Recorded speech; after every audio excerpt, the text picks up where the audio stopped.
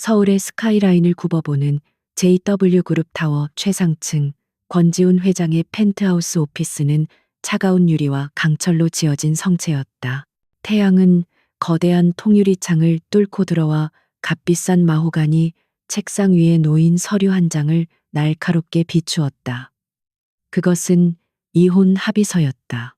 권지훈은 미동도 없이 그 서류를 내려다보고 있었다. 그의 표정은 완벽하게 조각된 대리석상처럼 냉정했다. 3년간의 결혼 생활.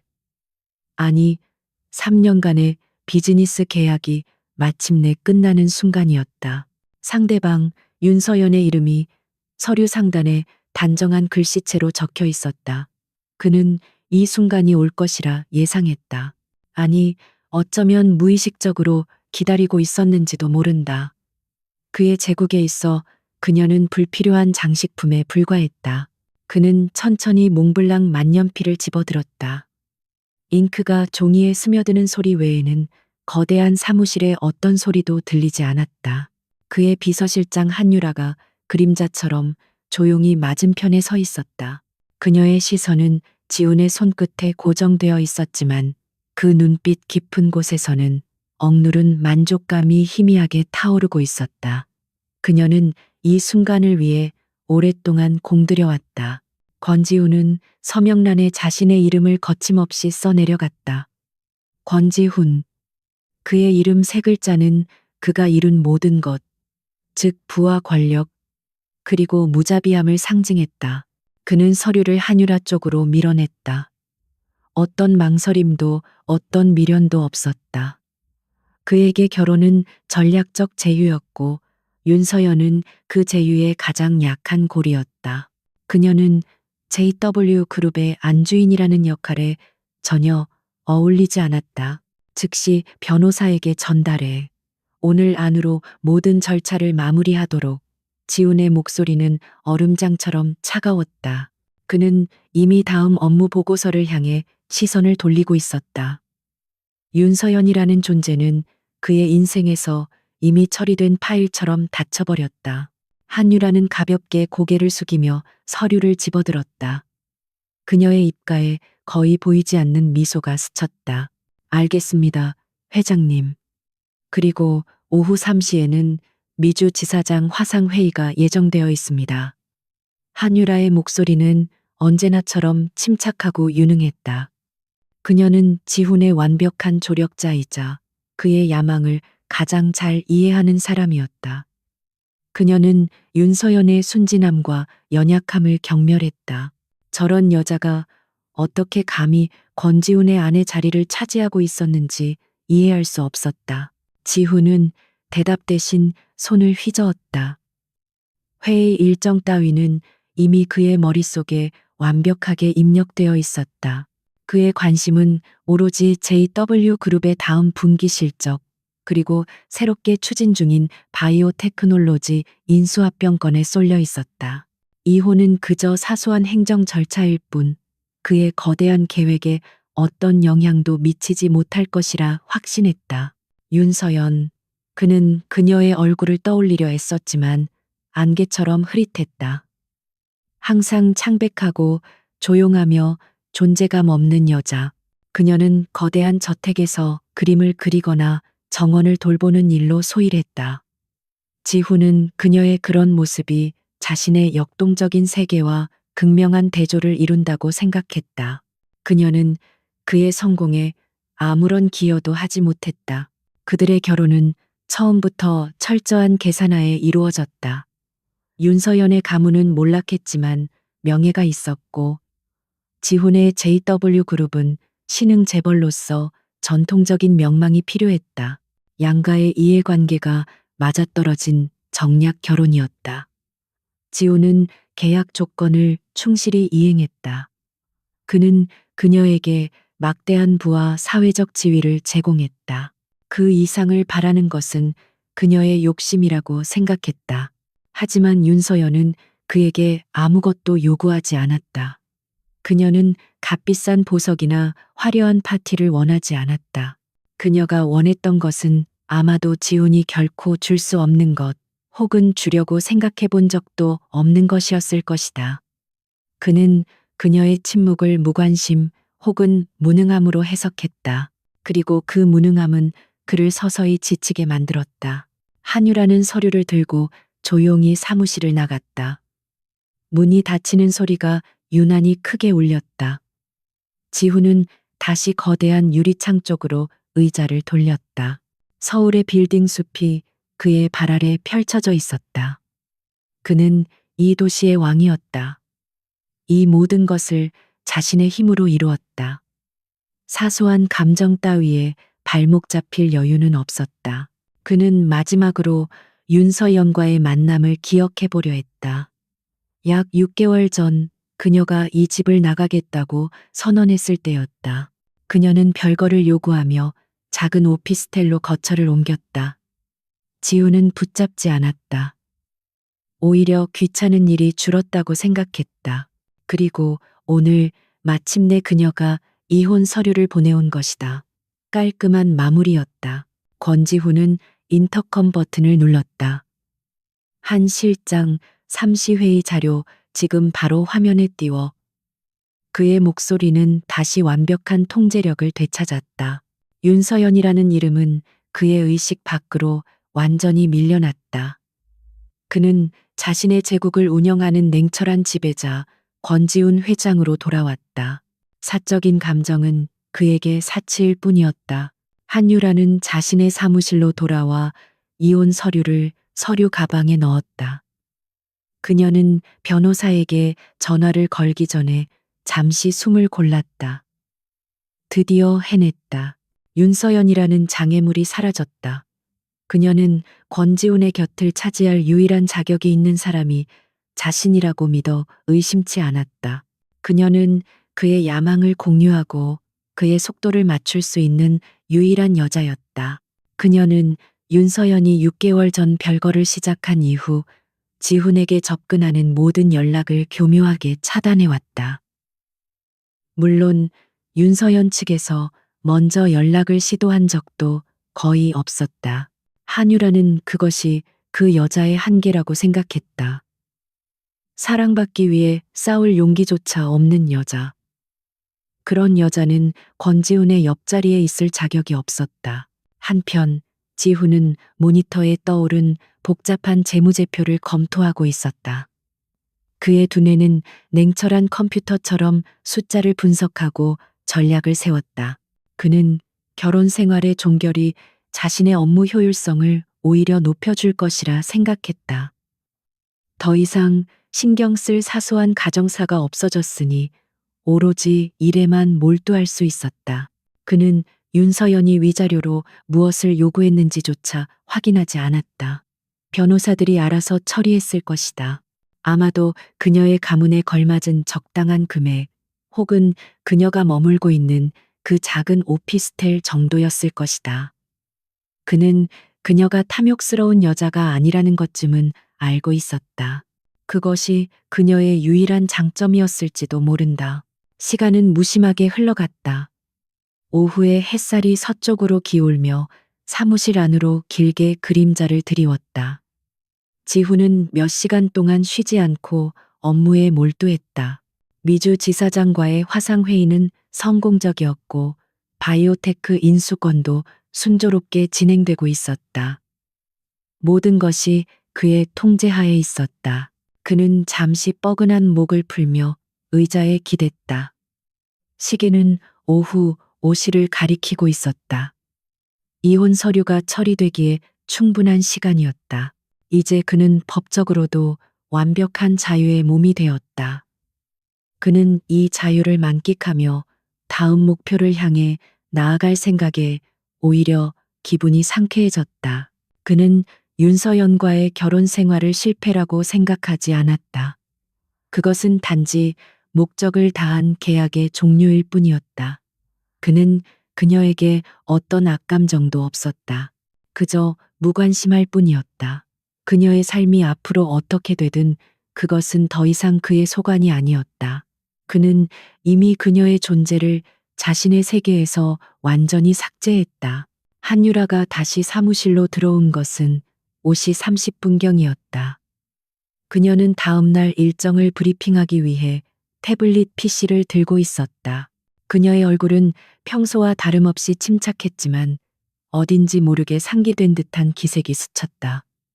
지훈은 그녀의 미묘한 변화를 눈치채지 못했다. 내일 오전 9시 이사회 보고 준비는 끝났나? 지훈이 무미건조하게 물었다. 네, 회장님. 모든 자료 준비 완료되었습니다. 그리고 한유라가 잠시 망설였다.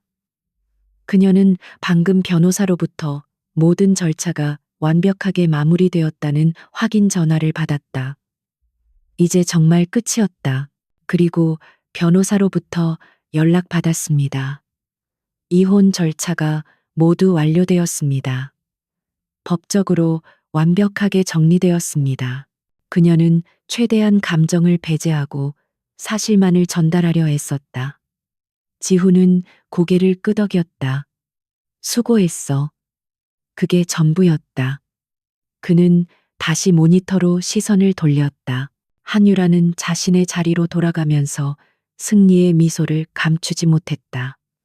권지훈의 옆자리는 이제 비어 있었다. 그리고 그 자리를 차지하기 위한 그녀의 오랜 계획이 마침내 마지막 단계에 접어들고 있었다. 그녀는 윤서연의 비참한 퇴장을 상상하며 짜릿한 쾌감을 느꼈다. 지우는 창밖으로 어둠이 내리기 시작하는 도시를 바라보았다. 빌딩들의 불빛이 하나둘 켜지며 보석처럼 빛나기 시작했다. 그는 이 도시의 정점에서 모든 것을 지배하고 있었다. 그의 심장은 강철처럼 차갑고 단단했다. 그 어떤 감정의 파편도 그의 결정을 흔들 수 없었다. 그는 완벽한 통제 속에서 자신의 제국을 더욱 확장해 나갈 것이었다. 그는 자신의 결정이 완벽하게 합리적이라고 믿었다. 감정은 약점이며 결혼은 비즈니스의 방해가 될 뿐이었다. 윤서연과의 이혼은 JW그룹의 미래를 위한 불가피한 선택이었다. 그는 자신의 선택에 한치의 후회도 없었다. 그는 손가락으로 책상을 가볍게 두드렸다. 모든 것이 계획대로 순조롭게 진행되고 있었다. 그는 잠시 동안 그녀가 혼자 어떻게 살아갈지 생각해 보았다. 하지만 곧 고개를 저었다. 그녀에게는 충분한 위자료가 지급될 것이고 그녀의 가문이 완전히 몰락한 것도 아니었다. 그녀는 그 없이도 나름대로 살아갈 수 있을 것이다. 어쩌면 그 편이 그녀에게도 더 행복할지 모른다고 그는 스스로를 합리화했다. 그는 자신이 윤서연에게 최소한의 예의는 지켰다고 생각했다. 그는 바람을 피우거나 그녀를 학대하지 않았다. 단지 사랑하지 않았을 뿐이다. 그것이 이혼 사유가 되기에 충분하지 않은가? 그는 더 이상 불필요한 감정 소모를 하고 싶지 않았다. 그는 일어섰다. 퇴근 시간이었다. 완벽하게 마무리된 하루였다. 권지훈이 퇴근을 위해 재킷을 집어들었을 때 그의 개인 휴대전화가 날카로운 진동음과 함께 울렸다. 발신자 표시 제한. 그는 미간을 살짝 찌푸렸다. 이런 종류의 전화는 보통 받지 않았지만 알 수 없는 충동에 이끌려 통화 버튼을 눌렀다. 그의 사무실은 이미 완벽한 어둠 속에 잠겨 있었고 도시의 야경만이 그의 얼굴을 차갑게 비추고 있었다. 권지훈 회장님이십니까? 수화기 너머로 낯선 여자의 목소리가 들려왔다. 침착하지만 어딘지 모르게 긴급함이 묻어나는 목소리였다. 그렇소만. 누구요? 지호는 무심하게 대답했다. 그의 마음은 이미 내일 아침 이사회에 가 있었다. 여기는 세브란스 병원 응급센터입니다. 윤서연 환자분 관련으로 연락드렸습니다. 윤서연. 그 이름이 그의 귓가를 스쳤지만 그는 즉각적으로 반응하지 못했다. 몇 시간 전에 법적으로 완벽하게 남이된 이름이었다. 그는 그것이 이혼 절차와 관련된 또 다른 골치 아픈 문제일 것이라 지레짐작했다. 무슨 일이지? 변호사를 통해 연락하시오. 이미 모든 절차는 끝났을 텐데 그의 목소리에는 짜증이 섞여 나왔다. 그는 이런 사소한 일로 자신의 시간을 낭비하고 싶지 않았다. 병원이라는 단어가 잠시 마음에 걸렸지만 그는 곧 그것을 떨쳐버렸다. 쇼맨십일 수도 있었다. 회장님, 죄송하지만 윤서연 환자분께서 사망하셨습니다. 간호사의 목소리는 조심스러웠지만 단호했다. 지훈은 순간 숨을 멈췄다. 사망? 그는 헛웃음을 터뜨릴 뻔했다. 이것은 또 무슨 유치한 연극이란 말인가. 이혼의 대가로 더 많은 것을 얻어내기 위한 마지막 발악인가.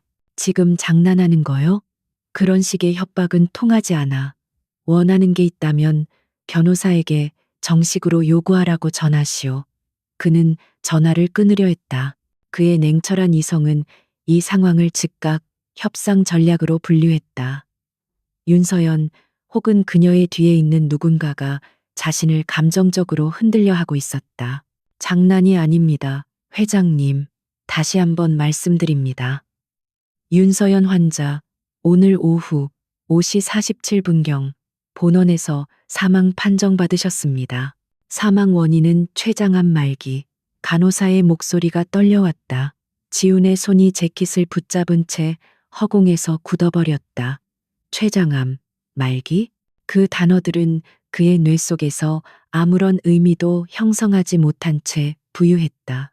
그는 윤서연이 아프다는 이야기를 들은 적이 없었다. 그녀는 항상 창백했지만 그것은 원래 그녀의 모습이었다. 그는 그것을 연약함의 징표로 여겼을 뿐 질병의 징후라고는 상상조차 하지 못했다. 무슨 헛소리야. 췌장암이라니. 그녀는 건강했어. 6개월 전에도 그는 자신도 모르게 중얼거렸다. 환자분은 18개월 전 췌장암 3기 진단을 받으셨고 지난 6개월간 이곳에서 입원과 통원 치료를 반복하셨습니다. 하지만 병세가 급격히 악화되어 보호자 연락처에 회장님 번호가 유일하게 남아있어서 연락드렸습니다. 간호사는 덤덤하게 사실을 나열했다. 18개월 전 그들이 아직 부부였을 때 그가 그녀의 무관심을 탓하며 서서히 마음의 문을 닫아가던 바로 그때였다. 지훈의 심장이 차가운 쇠사슬에 묶인 것처럼 쿵 하고 내려앉았다. 그의 머릿속이 하얗게 비어버렸다. 거짓말이야. 그녀가 왜 나에게 아무 말도 하지 않았지. 그는 수화기에 대고 물었지만 그것은 사실 스스로에게 묻는 질문이었다. 그는 그녀의 모든 것을 무시했다. 그녀의 침묵, 그녀의 피로감, 그녀의 식욕 부진을 그저 변덕이나 나약함으로 치부했다. 환자분께서 본인의 상태를 알리기를 강력히 원치 않으셨습니다. 특히 회장님께는 오늘 오후에 변호사로부터 이혼 서류가 처리되었다는 연락을 받으신 직후 환자분의 상태가 급격히 나빠졌습니다. 마지막까지 손에 무언가를 쥐고 계셨는데 간호사의 목소리가 끝을 흐렸다. 이혼 서류가 처리되었다는 연락. 지훈은 자신이 오늘 오후 조금의 망설임도 없이 서명했던 그 서류를 떠올렸다. 그가 자신의 제국을 위해 불필요한 것을 제거하듯 냉정하게 처리했던 그 일이 그녀에게는 사형 선고나 다름없었을까.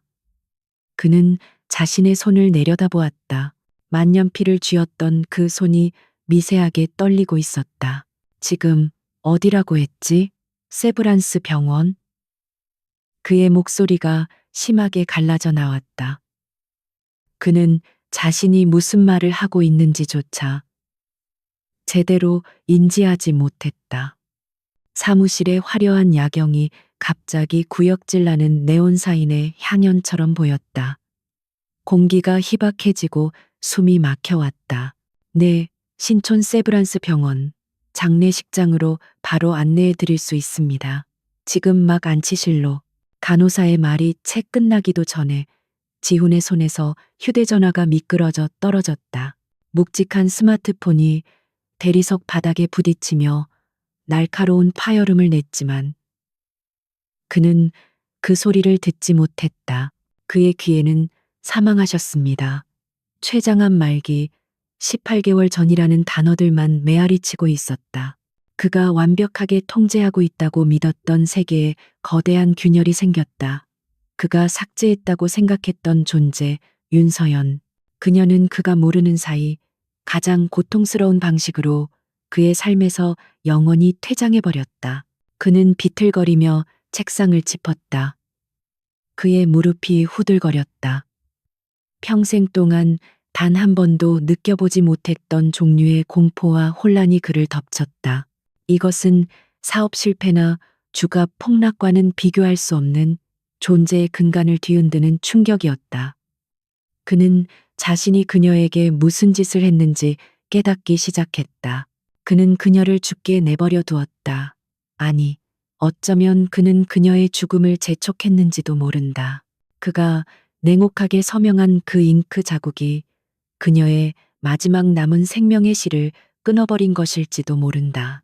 그는 자신이 얼마나 잔인하고 무지했는지, 그녀가 혼자서 얼마나 외롭고 고통스러운 시간을 보냈을지 상상조차 할 수 없었다. 아, 안 돼. 희미한 신음이 그의 입술 사이로 새어나왔다. 그는 재킷을 챙길 생각도 하지 못한 채 비틀거리며 사무실 문을 향해 달렸다. 엘리베이터 버튼을 누르는 그의 손가락은 더 이상 그의 통제를 벗어나 격렬하게 떨리고 있었다. 유리창에 비친 자신의 얼굴은 그가 알던 권지훈이 아니었다. 그것은 공포에 질린 낯선 남자의 얼굴이었다. 그는 자신이 구축한 강철의 성벽이 무너져 내리는 것을 느꼈다. 그 성벽 아래에는 그가 외면하고 무시했던 진실이 윤서연이라는 한 여자의 처절한 고통과 죽음이 묻혀 있었다. 그는 그 진실을 마주해야 했다. 아니, 마주할 수밖에 없었다. 엘리베이터가 1층에 도착하고 문이 열리자 그는 로비의 화려한 샹들리에 불빛 속으로 뛰쳐나갔다. 밤 공기가 폐부를 찔렀지만 그는 멈출 수 없었다. 그의 머릿속은 온통 그녀의 이름으로 가득 찼다. 윤서연.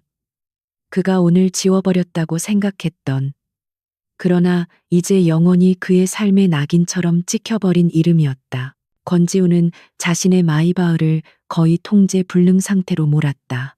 서울의 밤거리가 빗속에 흐릿하게 번져나갔다. 그는 평생 지켜온 안전속도와 규칙 따위는 안중에 없었다. 사망, 췌장암 말기. 그 단어들이 그의 뇌리를 망치처럼 내리쳤다. 이것은 거대한 사기극이거나 끔찍한 실수여야만 했다. 윤서연이, 그 조용하고 존재감 없던 여자가 이렇게 치밀한 연극을 꾸밀 리가 없었다. 세브란스 병원 장례식장 입구는 차갑고 적막했다. 그는 자신의 지위에 걸맞은 별도의 VIP실이나 병원 고위 관계자의 응대를 무의식적으로 예상했다. 하지만 그를 맞이한 것은 소독약 냄새와 뒤섞인 차가운 밤 공기, 그리고 몇몇 지친 표정의 조문객들 뿐이었다. 그의 권력과 부는 이 죽음의 공간 앞에서 아무런 의미도 없었다. 그는 비에 젖은 채 로비로 들어섰다. 전광판의 수많은 이름들 사이에서 윤서연이라는 세 글자를 찾는 데는 몇 초의 시간이 걸렸다. 301호, 가장 작고 가장 구석진 방이었다. 그의 심장이 발밑으로 쿵 하고 떨어지는 것 같았다. JW 그룹 안주인의 마지막이 이토록 초라할 수는 없었다. 그는 이것이 또 다른 잔인한 농담이기를 바라며 엘리베이터로 향했다. 복도는 무겁고 슬픈 정적으로 가득 차 있었다. 그의 값비싼 이탈리아제 구두가 대리석 바닥에 부딪히는 소리가 그 정적을 무례하게 깨뜨리는 것 같았다. 그는 걸음을 옮길 때마다 보이지 않는 압력에 짓눌리는 듯했다. 301호 실문은 굳게 닫혀 있었다. 문 앞에는 그 흔한 조화 하나 놓여 있지 않았다. 권지호는 문손잡이를 잡은 채 망설였다. 이 문을 여는 순간 그가 애써 외면해 온 모든 진실이 그를 덮칠 것만 같았다. 그는 자신이 알던 윤서연은 비록 조용했지만 그녀의 가문은 여전히 명망이 있었다. 이런 식의 무관심과 적막은 도저히 이해할 수 없었다. 그는 심호흡을 하고 거칠게 문을 밀어 열었다. 방 안은 예상보다 더 텅 비어 있었다. 재단 중앙에 놓인 그녀의 영정 사진만이 그를 정면으로 응시하고 있었다. 지훈은 그 자리에 얼어붙었다. 사진 속의 그녀는 그가 기억하는 창백하고 그늘진 모습이 아니었다. 햇살 좋은 야외에서 그녀는 그가 한 번도 본 적 없는 맑고 자유로운 미소를 짓고 있었다. 그는 과연 그녀의 저런 미소를 본 적이 있었던가. 그리고 그 사진 앞에 한 남자가 초라한 검은색 정장을 입고 서 있었다.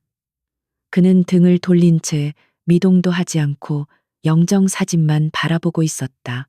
방 안에는 향냄새 대신 희미한 유화 물감 냄새가 섞여 있는 듯 했다. 지훈은 그 낯선 남자의 존재에 당혹감을 느꼈다. 이 모든 상황이 비현실적이었다. 누구십니까? 지훈이 겨우 목소리를 쥐어짰다. 그의 목소리는 낯설게 갈라져 나왔다. 그제야 남자가 천천히 돌아섰다. 그의 얼굴은 며칠 밤을 새운 사람처럼 지쳐 있었고 두 눈은 슬픔과 분노로 붉게 충혈되어 있었다. 하지만 지훈을 향한 그의 시선에는 그 모든 것을 뛰어넘는 차가운 경멸이 담겨 있었다. 당신이 여기 왜 왔지? 권지훈 씨. 남자의 목소리는 낮고 거칠었다. 서연이의 마지막 가는 길까지 더럽히러 왔나? 그는 지훈을 완벽하게 알고 있었다.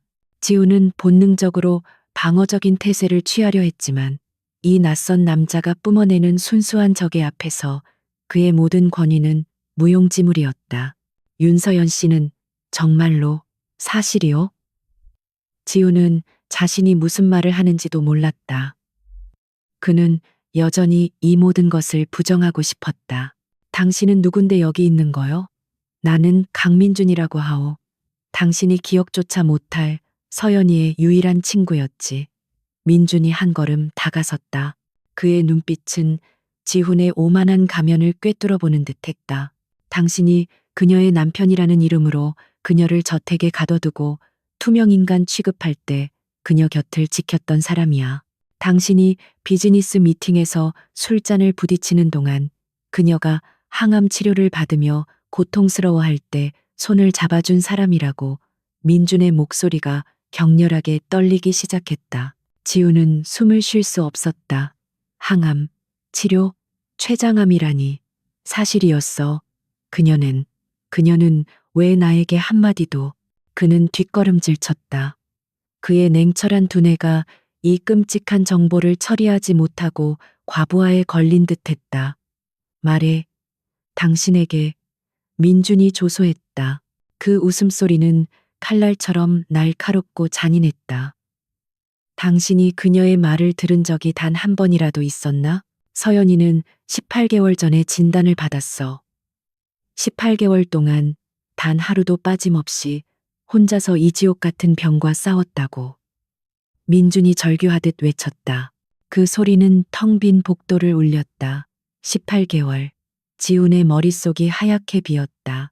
그가 한유라와 함께 새로운 바이오테크 사업을 구상하고 그녀의 무기력함을 비웃으며 별거를 받아들였던 바로 그 시간이었다. 그녀는 당신에게 부담이 되고 싶지 않다고 했어. 당신의 위대한 JW그룹에 흠집을 내고 싶지 않다고 했지. 민준이 지훈의 멱살이라도 잡을 듯이 다가왔다. 아니, 사실은 그게 아니야.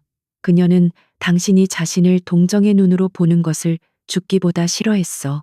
당신에게 짐이 되는 대신 그냥 조용히 사라지기를 원했던 거야. 지훈은 아무 말도 할 수 없었다. 당신은 그녀가 저녁 식사를 거부할 때 그저 예민하다고 치부했겠지? 그녀가 공식 석상에서 피곤해할 때 게으르다고 생각했겠지. 그게 다 죽음의 증상이었어. 이 무지하고 잔인한 인간아. 그녀는 당신의 그 지독한 무관심 속에서 철저히 혼자 죽어갔다고. 민준의 모든 말은 날카로운 얼음 조각이 되어 지훈의 심장에 박혔다. 그는 자신이 얼마나 괴물 같은 짓을 저질렀는지 깨닫기 시작했다. 그는 그녀의 고통을 몰랐던 것이 아니었다. 그는 알려고조차 하지 않았다. 그는 그녀의 존재 자체를 자신의 효율적인 세계에서 배제해 버렸다. 그는 비틀거리며 다시 영정 사진을 바라보았다. 사진 속의 서연은 그가 결혼 생활 내내 보았던 생기 없고 그늘진 여자가 아니었다. 그녀는 그를 만나기 전 아마도 민준과 함께였을 때의 모습으로 눈부시게 웃고 있었다. 그는 그녀의 저 미소를, 그녀의 삶 자체를 빼앗아 버린 장본인이었다. 병원에서 당신에게 연락하는 것도 서연이가 마지막까지 말렸어. 당신이 알게 되는 걸 원치 않았어. 민준의 목소리에 눈물이 섞여 나왔다. 하지만 내가 했어. 내가 멋대로 연락한 거야. 당신이 무슨 짓을 했는지 똑똑히 알아야 하니까. 당신이 오늘 아무렇지도 않게 서명한 그 이혼 서류 한 장이 그녀의 마지막 남은 희망을 어떻게 끊어버렸는지 직접 보라고. 지훈은 자신이 서명했던 그 서류를 떠올렸다. 한유라가 만족스러운 표정으로 가져갔던 그 서류. 그가 자신의 자유를 위해 냉정하게 날인했던 그 순간 서연은 병상에서 마지막 숨을 몰아쉬고 있었던 것이다. 그리고 그녀는 그 소식을 듣고 모든 것을 놓아버린 것이다. 그녀는 당신을 사랑했어. 그게 그녀의 유일한 죄였지. 당신처럼 감정이라고는 없는 강철 심장을 가진 기계를 사랑한 죄. 민준이 더 이상 참을 수 없다는 듯 고개를 돌렸다. 이제 됐나? 당신이 원하던 대로 서연이는 당신 인생에서 완벽하게 그리고 영원히 사라졌어. 그러니 당장 여기서 꺼져. 그녀의 마지막 가는 길을 더 이상 더럽히지 말고. 권지훈은 아무런 변명도 할 수 없었다. 그의 모든 오만함과 냉철한 이성은 이 적나라한 진실과 순수한 슬픔 앞에서 산산조각 났다. 그는 자신이 얼마나 돌이킬 수 없는 잘못을 저질렀는지, 자신의 무관심이 한 사람의 생명을 어떻게 짓밟았는지 깨달았다. 그는 도망치듯 그 방을 빠져나왔다. 복도를 비틀거리며 걷는 그의 모습은 더 이상 서울을 지배하는 제왕이 아니었다. 그는 자신의 손으로 가장 소중했을지도 모르는 것을 파괴해버린 용서받을 수 없는 죄인이었다. 영정 사진 속 그녀의 그 낯선 미소가 그의 뇌리에서 떠나지 않았다. 차갑고 공허한 후회가 그의 전신을 마비시켰다. 장례식장을 도망치듯 빠져나온 권지훈은 비에 젖은 채 차에 올라탔다. 그의 머릿속은 강민준의 비난과 영정 사진 속 낯선 미소로 뒤엉켜 있었다. 그는 증거가 필요했다. 이 모든 것이 끔찍한 악몽이라는, 혹은 자신이 상상했던 것보다 훨씬 더 끔찍한 진실이라는 증거가. 그는 그녀가 6개월 전 이사한 오피스텔 주소를 기억해냈다. 당시에는 그녀의 유치한 반항 정도로 여겼던 그곳. 그는 내비게이션에 주소를 입력하는 대신 기억에 의존해 광란적으로 차를 몰았다. 그의 제국이 있는 강남의 화려한 불빛을 뒤로하고 그는 강북의 조용한 주택가로 향했다. 그녀가 선택한 곳은 평범한 주상복합 오피스텔이었다. 그가 그녀에게 제공했던 한남동의 거대한 저택과는 비교조차 할 수 없는 초라한 곳이었다. 그는 자신의 마이바흐가 이 낡은 건물 지하 주차장에 어울리지 않는다는 것을 희미하게 깨달았다. 그는 차에서 내려 비틀거리며 엘리베이터로 향했다. 그녀의 호실은 꼭대기층 작은 펜트하우스라고 불리는 곳이었다. 그는 아직 작동하는 자신의 지문으로 도어록을 열었다.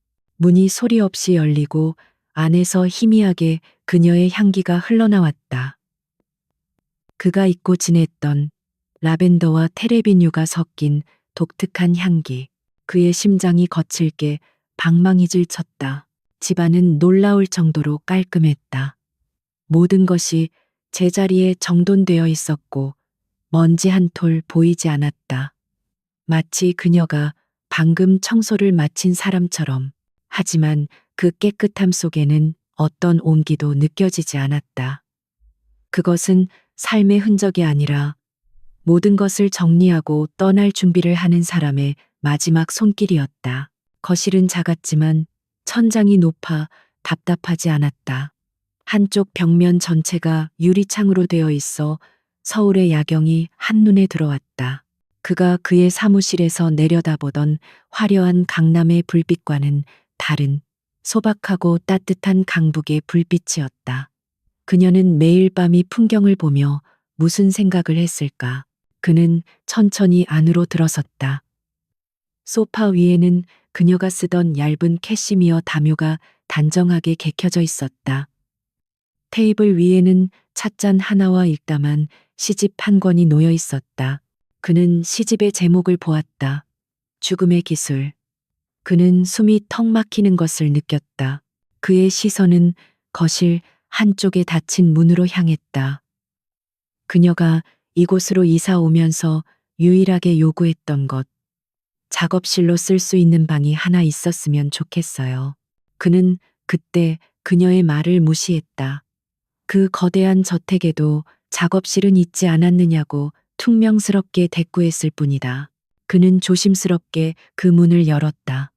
그리고 그 순간 그는 완전히 다른 세계와 마주했다. 방 안은 온통 캔버스로 가득 차 있었다. 완성된 그림, 미완성된 그림, 스케치들. 그리고 방 한가운데 놓인 이젤. 그곳은 그녀의 영혼이 숨쉬는 유일한 공간이었다. 그는 평생 동안 그녀의 그림에 단 한 번도 관심을 가져본 적이 없었다. 그에게 예술은 그저 돈 세탁이나 과시용 수단일 뿐이었다. 하지만 지금 그의 눈앞에 펼쳐진 그림들은 달랐다. 그것들은 고통스럽도록 생생하게 살아 숨쉬고 있었다. 벽에 걸린 그림들은 대부분 어두운 색채를 띠고 있었다. 검은색과 짙은 남색, 그리고 그 사이를 비집고 나오는 병적인 노란색. 그것은 명백한 고통의 표현이었다. 뒤틀린 형상들과 고뇌하는 듯한 붓터치. 그는 자신이 무시했던 그녀의 내면이 이토록 처절한 비명을 지르고 있었음을 깨달았다. 하지만 방 안쪽 창가에 놓인 그림들은 분위기가 달랐다. 그곳에는 빛이 있었다. 따뜻한 주황색과 밝은 분홍색, 아이들의 웃는 얼굴, 작은 꽃들, 그리고 따스한 햇살. 그녀는 지옥 같은 고통 속에서도 필사적으로 빛을 갈망하고 있었던 것이다. 그의 발걸음은 방 중앙의 이젤 앞에 멈췄다. 거기에는 아직 물감이 채 마르지 않은 미완성의 그림이 걸려 있었다. 그것은 거대한 해바라기 밭을 그린 그림이었다. 수백 송이의 해바라기가 모두 하나의 태양을 향해 고개를 들고 있었다. 하지만 태양은 아직 그려지지 않은 채 비어있는 흰색 캔버스로 남아 있었다. 그는 떨리는 손을 뻗어 캔버스 표면을 만져보았다. 짙은 노란색 물감이 그의 손가락에 살짝 묻어났다. 그녀가 바로 어제, 아니, 오늘 아침까지도 여기에 서서 그림을 그리고 있었던 것이다. 이혼 서류가 처리되었다는 소식을 듣기 직전까지 그녀는 자신의 마지막 태양을 그리고 있었던 것이다. 그는 더 이상 버틸 수 없었다. 무릎이 꺾이며 바닥에 주저앉았다. 그는 미완성된 해바라기 밭 앞에서 어린아이처럼 통곡하기 시작했다. 그가 냉정하게 서명했던 그 순간 그녀는 이 그림 앞에서 마지막 희망을 붙잡고 있었다. 그는 그녀의 태양을, 그녀의 마지막 생명을 자신의 손으로 꺼버린 살인자였다. 얼마나 울었을까. 눈물이 말라붙은 그의 시선이 이젤 옆 작은 책상으로 향했다.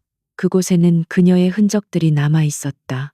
붓과 물감, 그리고 작은 나무 상자 하나. 하지만 지훈의 눈을 사로잡은 것은 그 옆에 놓인 평범한 서랍장이었다. 그는 본능적으로 그곳에 무언가 있음을 직감했다. 그는 비틀거리며 일어나 서랍을 열었다.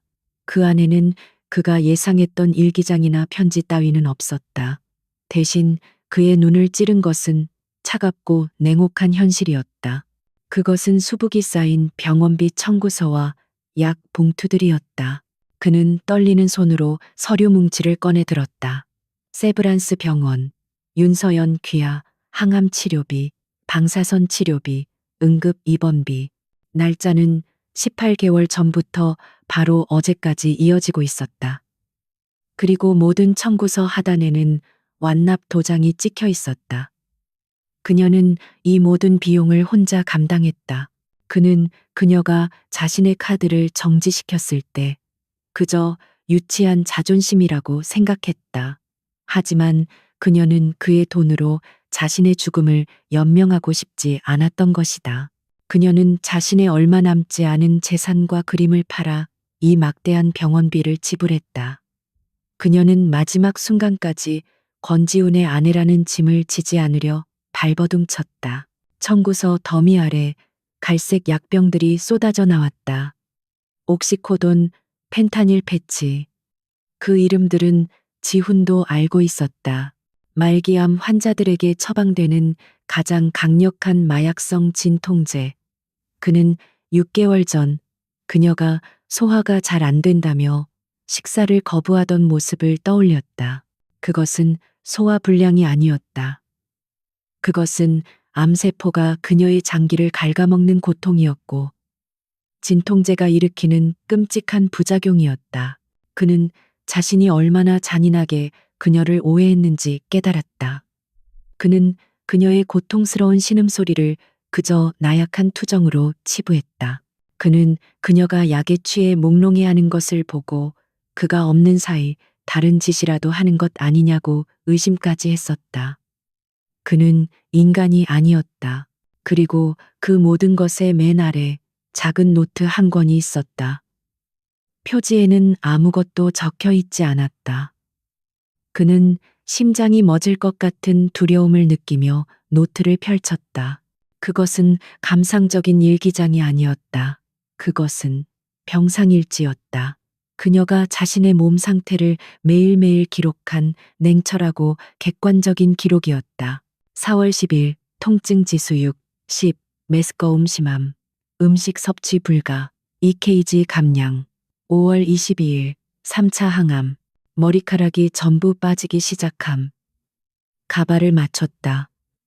지훈 씨는 눈치채지 못했다. 다행이다. 7월 16일 강민준이 그림을 팔아주었다. 병원비를 낼 수 있게 되었다. 고맙다. 지훈은 숨을 쉴 수 없었다. 그는 그녀가 머리를 짧게 잘랐다고 생각했을 때 그저 변덕이라고 생각했다. 그것은 항암 치료 때문이었다. 그는 그녀가 그림을 판 돈으로 사치를 부린다고 오해했다. 그것은 생명을 연장하기 위한 처절한 몸부림이었다. 그는 페이지를 넘겼다. 날짜가 현재로 다가올수록 글씨는 점점 더 희미해지고 떨려왔다. 10월 5일 황달 증세. 의사는 마음의 준비를 하라고 한다. 아직은 안 된다. 그림을 완성해야 한다. 11월 12일 통증 지수구 10. 진통제도 듣지 않는다. 별거를 요구했다.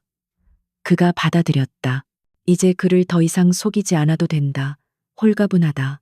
12월 20일 응급실 모르핀 투여. 의식이 흐릿하다.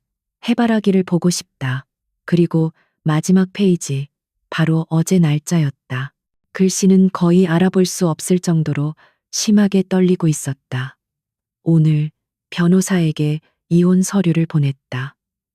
이것이 내가 그를 위해 할 수 있는 마지막 일이다. 그를 자유롭게 해주는 것. 그는 나를 사랑하지 않았지만 나는 그를 사랑했다. 나의 이 지독한 병이 그의 앞길에 짐이 되게 할 수는 없다. 부디 나를 잊고 행복해지기를. 한유라 실장이 그에게 더 잘 어울리는 사람일지도 모른다. 노트가 지훈의 손에서 바닥으로 떨어졌다. 그의 머릿속에서 무언가 거대한 것이 무너져 내렸다. 그녀는 모든 것을 알고 있었다. 한유라의 야망까지도. 그녀는 그를 원망한 것이 아니었다. 그녀는 그를 사랑해서 떠난 것이었다. 그를 자유롭게 해주기 위해 자신의 죽음을 철저히 숨기고 마지막 순간에 법적인 관계마저 끊어낸 것이었다. 지우는 더 이상 울음소리도 내지 못했다. 그의 목에서 짐승의 울부짖음 같은 소리가 새어나왔다. 그는 자신의 손을 내려다 보았다. 이 차가운 손으로 그는 그녀의 마지막 사랑, 그녀의 마지막 배려가 담긴 서류에 냉정하게 서명했다. 그는 그녀의 죽음의 공범자였다. 그는 그 작업실 바닥에 무너져 내렸다. 미완성의 해바라기 그림과 그녀의 고통이 담긴 노트, 그리고 차가운 약병들 사이에서 냉철한 제왕 권지우는 완전히 부서져 버렸다. 그는 자신이 저지른 죄의 무게를, 그리고 자신이 영원히 잃어버린 것의 가치를 뼈저리게 깨달았다.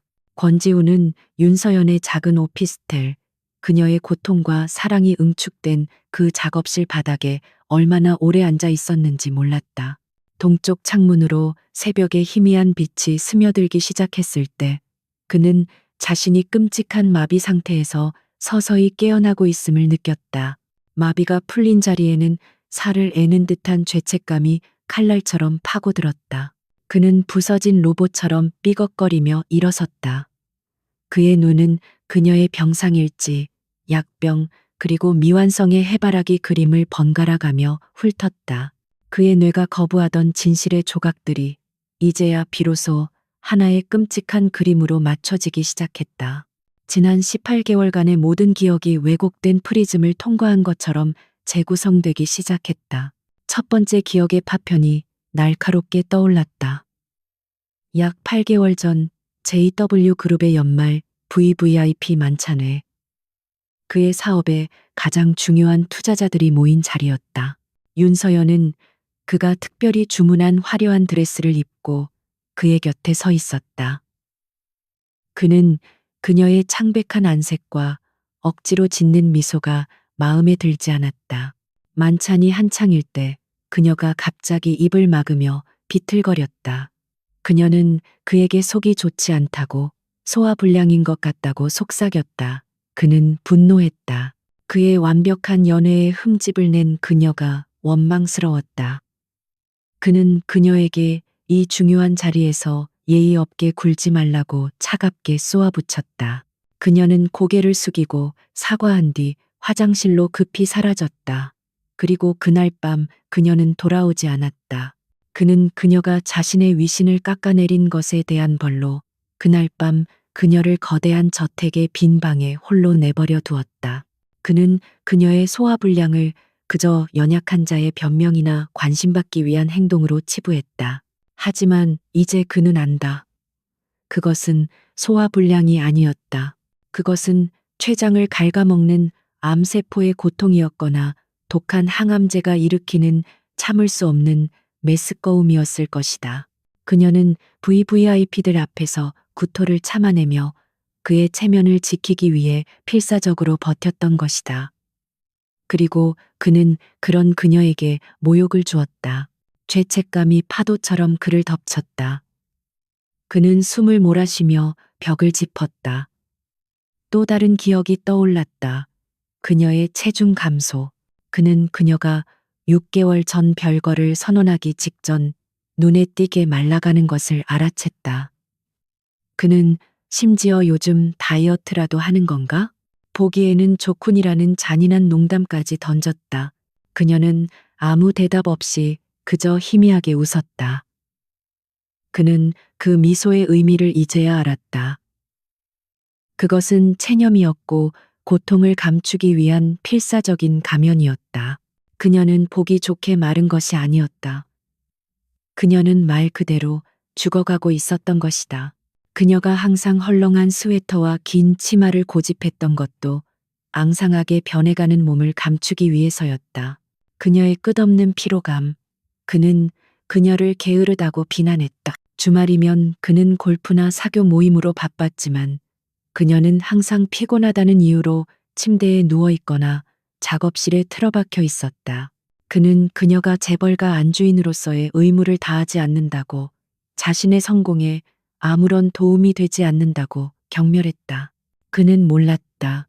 그녀가 주중에 몰래 병원을 오가며 방사선 치료와 항암 주사를 맞고 주말이면 그 후유증으로 몸을 가누지 못할 정도로 고통받고 있었다는 것을. 그녀는 그의 눈을 피해 혼자서 그 모든 지옥을 견뎌내고 있었던 것이다. 그는 그녀의 나태함을 탓했지만 사실 그녀는 상상할 수 없는 투쟁을 하고 있었다. 소화불량. 그 단어가 그의 머릿속을 맴돌았다. 그녀는 그 말을 입에 달고 살았다. 그는 짜증을 내며 그녀에게 스트레스성 위염 따위는 의지력으로 극복하라고 정신과 상담이라도 받아보라고 윽박질렀다. 그녀는 의사를 만나고 있었다. 단지 그가 생각했던 정신과 의사가 아니었을 뿐이다. 그는 자신이 얼마나 오만하고 무지했는지 깨달았다. 그는 그녀의 모든 고통의 신호를 자신의 기준으로 판단하고 무시했다. 그는 그녀의 영혼뿐만 아니라 그녀의 육체가 보내는 절박한 구조 신호까지도 철저히 외면했다. 그는 그녀의 병을 몰랐던 것이 아니다. 그는 알려고 하지 않았다. 권지우는 유령 같은 몰골로 오피스텔을 나섰다. 새벽의 차가운 공기가 그의 뺨을 때렸지만 그는 아무것도 느낄 수 없었다. 그는 기계적으로 차에 시동을 걸었다. 몸은 습관처럼 JW 그룹 타워로 향하고 있었지만 그의 정신은 산산조각 난 채였다. 그는 이 끔찍한 현실을 어떻게 받아들여야 할지 몰랐다. 사무실에 도착했을 때 그는 아직 어둠이 가시지 않은 자신의 성체를 바라보았다. 어제까지만 해도 이 모든 것이 그의 완벽한 통제하에 있다고 믿었다. 하지만 이제 이 거대한 빌딩은 그의 죄악을 상징하는 거대한 묘비처럼 느껴졌다. 그는 자신의 사무실로 올라가 어젯밤 그가 서명을 했던 바로 그 책상 앞에 무너져 내렸다. 얼마나 지났을까? 아침이 밝아오고 한유라 실장이 평소처럼 정확한 시간에 사무실로 들어섰다. 그녀는 완벽하게 세팅된 헤어스타일과 명품 수트를 입고 유능하고 자신감 넘치는 모습이었다. 그녀는 소파에 웅크린 채 멍하니 창밖을 바라보는 지훈의 모습에 잠시 놀란 듯했다. 그녀는 아직 윤서연의 사망 소식을 듣지 못한 듯했다. 어쩌면 그녀에게는 그저 이혼 절차가 마무리된 기분 좋은 아침이었을 것이다. 그녀는 지훈의 헝클어진 머리와 구겨진 셔츠 그리고 핏발 선 눈을 의아하게 바라보았다.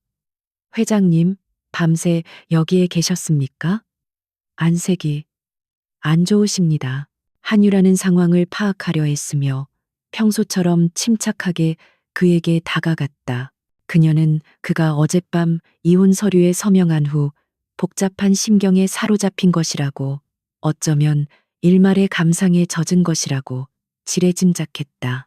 그녀는 이것이 자신이 그에게 다가갈 절호의 기회라고 판단했다. 그녀는 따뜻한 커피 한 잔을 가져와 그의 책상 위에 조용히 내려놓았다. 많이 힘드셨군요. 어제 그 일 때문에 그러십니까? 그녀의 목소리는 계산된 부드러움과 위로의 감정을 담고 있었다. 그녀는 조심스럽게 그의 곁으로 다가가 그의 어깨에 위로하듯 손을 얹었다. 이제 다 끝났습니다. 회장님, 제가 그 순간이었다. 그녀의 따뜻한 손길이 그의 어깨에 닿는 순간 지훈은 마치 불에 댄 듯 격렬하게 몸을 떨었다. 그는 짐승처럼 낮게 으르렁거리며 그녀의 손을 뿌리쳤다. 만지지 마. 그의 목소리는 증오와 혐오감으로 가득 차 있었다. 그는 마치 더러운 것에 닿은 듯 자신의 어깨를 털어냈다. 한유라는 충격으로 얼굴이 하얗게 굳었다. 그녀는 이런 반응을 전혀 예상하지 못했다. 그녀는 그가 자신을 밀어내는 것에 당황하고 모욕감을 느꼈다. 회장님, 왜 이러십니까? 저는 그저. 지우는 벌떡 일어섰다. 그의 눈은 핏빛 분노로 이글거렸다. 그의 머릿속에서 서연의 마지막 글귀가 메아리쳤다. 한유라 실장이 그에게 더 잘 어울리는 사람일지도 모른다. 서연은 알고 있었다. 이 여자의 야망을, 그리고 자신의 무관심을. 그녀는 자신의 자리를 이 여자에게 기꺼이 내주려 했던 것이다. 그녀의 위로, 그녀의 부드러운 목소리, 그녀의 계산된 손길. 이 모든 것이 갑자기 참을 수 없이 역겹게 느껴졌다. 이 여자는 윤서연이 고통받고 죽어가는 동안 자신의 야망을 위해 권지훈의 옆자리를 호시탐탐 노리고 있었다. 어쩌면 이 여자는 당장 나가. 지훈이 이를 악물고 말했다. 내 눈앞에서 사라져. 회장님, 진정하십시오. 무슨 오해가. 한유라가 당황하며 그를 진정시키려 했지만 지훈의 눈빛은 그녀의 모든 말을 차단했다. 그의 눈에는 더 이상 냉철한 회장의 모습은 없었다. 오직 지옥을 맛본 자의 광기와 깊은 혐오감만이 남아 있었다. 한유라는 생전 처음 보는 그의 모습에 겁을 먹고 뒷걸음질 쳤다. 그녀는 더 이상 아무 말도 하지 못하고 황급히 사무실을 빠져나갔다. 문이 닫히고 지훈은 다시 혼자 남았다. 그는 거칠게 숨을 몰아쉬며 자신의 책상을 내려다보았다. 그의 책상 위에는 오늘 처리해야 할 수많은 결제 서류와 보고서들이 완벽하게 정돈되어 있었다. 어제까지만 해도 이 서류들은 그의 세계 그 자체였다. 하지만 이제 그것들은 아무 의미 없는 종이 쪼가리에 불과했다. 그는 자신의 완벽했던 세계가 얼마나 추악하고 뒤틀린 기반 위에 세워져 있었는지 깨달았다. 그는 그녀의 소화불량, 그녀의 피로감, 그녀의 무기력함을 떠올렸다. 그 모든 것이 그녀가 보낸 구조 신호였다. 하지만 그는 그 모든 것을 무시했다. 그리고 한유라, 그녀는 그 모든 것을 옆에서 지켜보고 있었을 것이다. 그녀는 윤서연의 상태를, 아니, 어쩌면 작고 어두운 의심의 씨앗이 그의 마음속에 뿌려지기 시작했다. 한유라는 그의 완벽한 비서였다. 그녀는 그의 모든 것을 알고 있었다. 그렇다면 그녀가 윤서연의 상태를 모를 리가 없었다. 그녀는 정말 몰랐을까? 아니면 알면서도 의도적으로 그에게 숨긴 것일까? 한유라가 도망치듯 사무실을 빠져나간 후 권지우는 다시 깊은 침묵 속으로 가라앉았다. 하지만 이제 그의 침묵은 공허한 절망이 아니었다. 그것은 차갑고 날카로우며 무언가를 향해 집중하는 포식자의 침묵이었다. 한유라 실장이 그에게 더 잘 어울리는 사람일지도 모른다. 윤서연의 마지막 글귀가 그의 머릿속에서 떠나지 않았다. 그녀는 포기한 것일까? 아니면 경고한 것일까? 그는 한유라의 어깨에 손을 얹던 그 계산된 제스처, 그리고 자신의 격렬한 거부에 보였던 그녀의 순수한 당혹감과 모욕감을 떠올렸다. 그녀는 정말 몰랐을까? 아니면 그녀의 연기력이 그 정도의 충격마저도 감당할 수 있을 만큼 완벽했던 것일까? 의심의 씨앗은 맹렬한 속도로 자라나기 시작했다. 그는 지난 3년간의 결혼 생활을 되돌아보았다. 아니, 지난 3년간의 회사 생활을. 한유라는 그의 그림자였다. 그녀는 그의 일정, 그의 연락, 심지어 그의 사적인 약속까지 모든 것을 관리했다. 그는 그것을 유능함과 효율성이라고 불렀다. 그는 자신의 삶을 완벽하게 통제하고 있다고 믿었지만 실상은 한유라라는 필터를 통해 세상을 보고 있었던 것은 아닐까. 그는 윤서연이 아팠던 18개월을 떠올렸다. 그 시간 동안 그녀는 병원을 오갔다. 세브란스 병원. JW 그룹의 주거래 병원은 아니었지만 국내 최고 수준의 병원이었다. 그런 곳에서 JW 그룹 회장의 아내가 18개월 동안 치료를 받았는데 아무도 몰랐다고? 병원 측에서 VVIP 고객인 자신에게 이 사실을 알리려 시도조차 하지 않았다고? 그것은 불가능했다. 병원 행정 시스템상 상류층 고객의 정보는 최고위층까지 보고되기 마련이다. 그렇다면 그 보고는 어디에서 차단된 것일까? 그에게 전달되는 모든 정보의 관문. 권지훈의 심장이 차갑게 식어내렸다. 답은 하나뿐이었다. 한유라. 그는 자신의 책상 위에 놓인 인터컴 버튼을 눌렀다. 평소 한유라를 호출하던 버튼이 아니었다.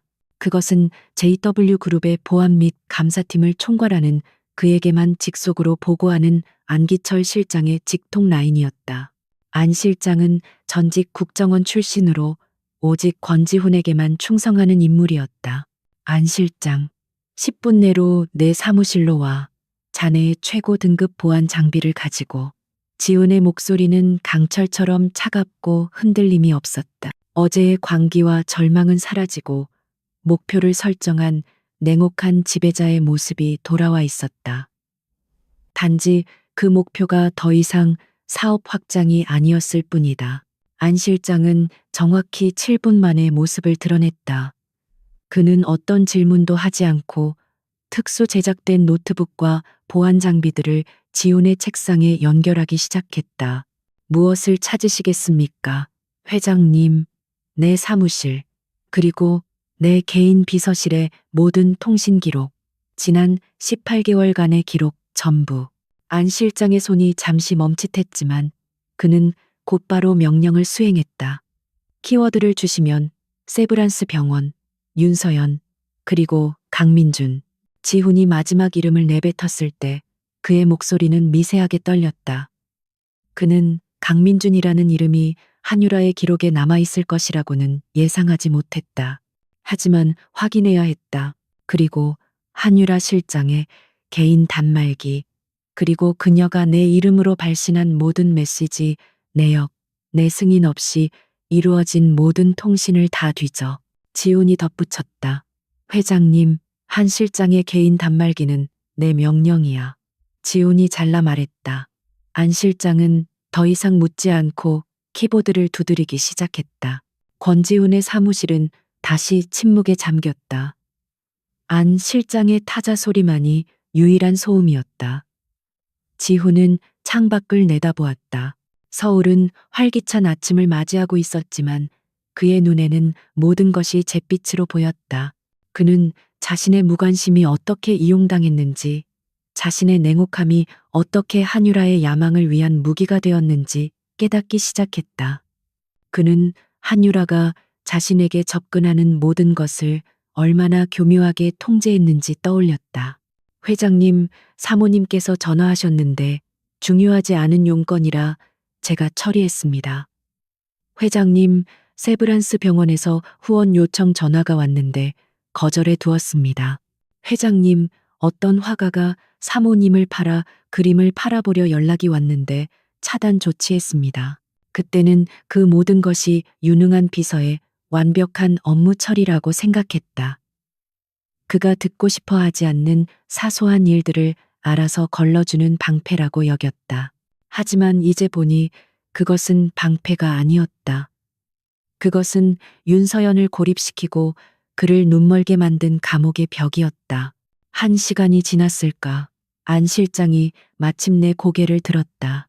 그의 표정은 평소와 다름없이 무표정했지만 그의 눈빛은 심각하게 흔들리고 있었다. 그는 노트북 화면을 지훈 쪽으로 돌렸다. 회장님, 찾았습니다. 지훈은 화면을 내려다보았다. 처음 그의 눈에 들어온 것은 세브란스 병원 암센터에서 발신된 통화 기록이었다.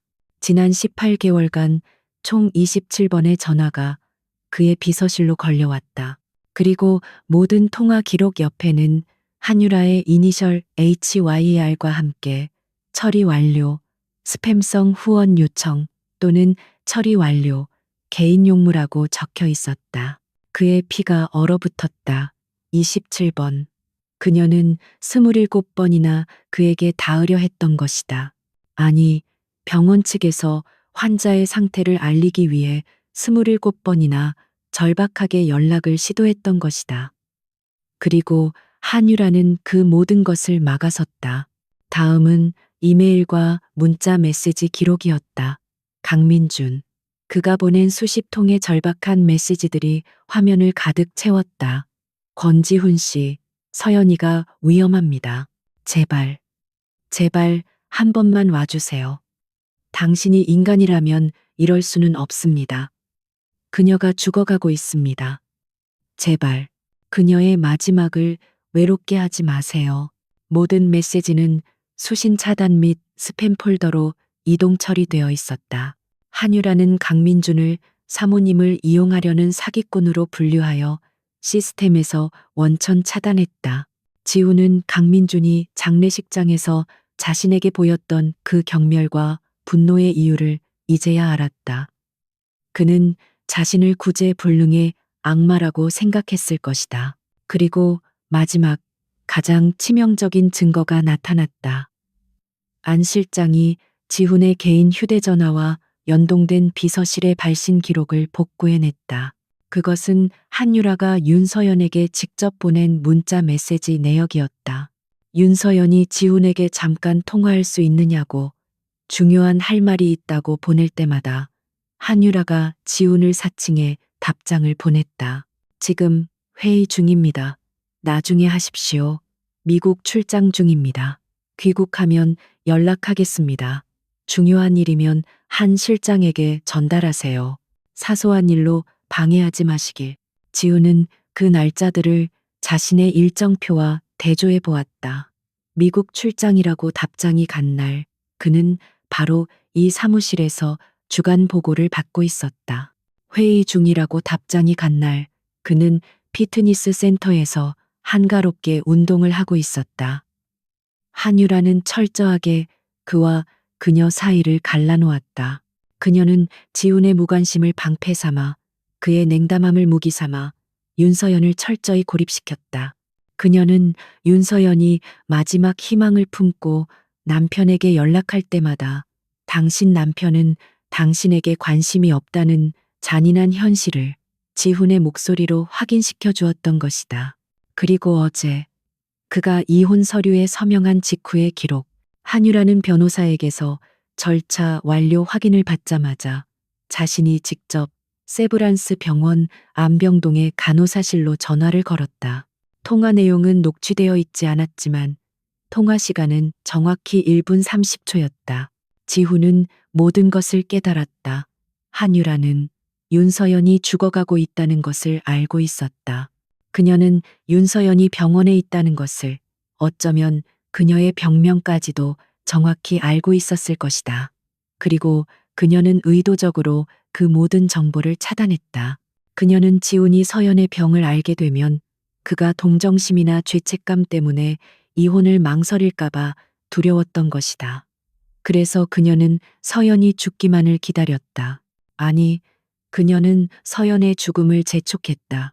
그녀는 서연이 가장 연약해진 순간, 가장 절박하게 남편의 확인을 기다리는 그 순간에 이혼 완료라는 마지막 비수를 꽂아 넣은 것이다. 그녀가 변호사로부터 연락을 받으신 직후 상태가 급격히 나빠졌습니다. 어젯밤 간호사의 목소리가 그의 귓가에 다시 울렸다. 하하하. 지훈의 입에서 웃음소리가 터져 나왔다. 그것은 기쁨이나 유쾌함이 아닌 미쳐버린 자의 절망적인 조소였다. 그는 완벽하게 속았다. 자신의 가장 유능한 비서에게, 자신의 가장 완벽한 조력자라고 믿었던 여자에게 철저하게 기만당했다. 그의 무관심은 그녀의 야망을 위한 비옥한 토양이 되었다. 그는 윤서연을 방치했고 한유라는 그 방치 속에서 독버섯처럼 자라나 서연의 마지막 생명줄을 갉아먹었다. 그는 이제 단순한 방관자가 아니었다. 그는 한유라라는 살인자의 손에 들린 예리한 칼날 그 자체였다. 지훈은 화면을 응시했다. 그의 눈에 이글거리던 분노는 어느새 차갑고 단단한 얼음으로 변해 있었다.